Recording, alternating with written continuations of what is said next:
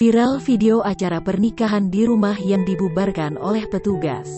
Seorang pengantin wanita bersama ayahnya sedang menghadapi petugas. Ayah pengantin tersebut mendiskusikan sesuatu dengan petugas. Sementara pengantin wanita hanya tertunduk lesu. Tangan ayah si pengantin pun gemetaran dan juga wajah linglung menghadapi petugas.